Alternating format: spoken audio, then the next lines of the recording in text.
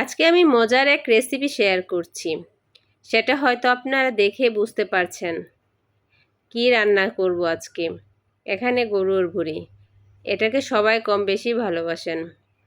তার জন্য প্রথমে আমি কড়াইতে তেল দিয়ে দিলাম। তেলটা গরম হলে এখানে আমি লং, এলাচ, দারুচিনি, তেজপাতা সবগুলোই দিয়ে দেব। এরপর এর সাথে আমি পেঁয়াজ কুচি দিয়ে দেব। কিছুক্ষণ নাড়তে হবে। একটু লাল লাল হয়ে আসলে এর মাঝে আমি আদা পেস্ট আর রসুন পেস্ট করে রেখেছিলাম সেগুলো দিয়ে দেব। যাতে এগুলোর কাঁচা গন্ধটা চলে যায় সেই পর্যন্ত আমরা এটাকে রান্না করব, নাড়তে থাকব। তারপর সকল ধরনের মশলাই আমি এখানে যোগ করে দেব। এখানে আছে হলুদ, মরিচ, লবণ, ধনিয়া গুঁড়া, জিরার গুঁড়া সব কিছু দিয়ে একটু ভালো করে কষিয়ে নেব। এরপর আমি ভুঁড়িগুলো কেটে ধুয়ে বেছে রেখেছি সেগুলো এর মাঝে দিয়ে দেব। সাথে আমি আলু কুচি করে রেখেছি এর সাথে দিয়ে দেব। ভালোভাবে মিশিয়ে নেব। ভালো করে উল্টে পাল্টে মিশিয়ে এটাকে আমরা ঢাকনা দিয়ে ঢেকে কিছুক্ষণ কষাবো।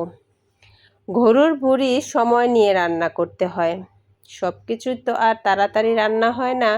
গরুর ভুঁড়ি, কালো ভুনা গরুর মাংসের, তারপর অনেক কিছু কিছু খাবার আছে আমরা একটু সময় নিয়ে রান্না করলে সেটা অনেক সুস্বাদু হয়।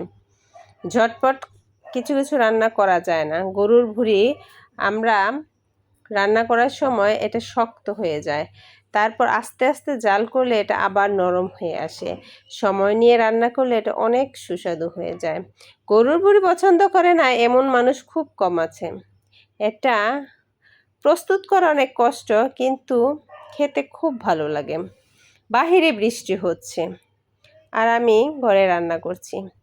আমার রান্নাঘরের সামনে একটা পুকুর আছে। বৃষ্টির ফোঁটাগুলো পড়ছে, এত সুন্দর আর এত মনোমুগ্ধকর দৃশ্য আপনাদের একটু দেখাই। বাহিরের দিকে তাকিয়ে দেখেন কি সুন্দর মনোরম দৃশ্য।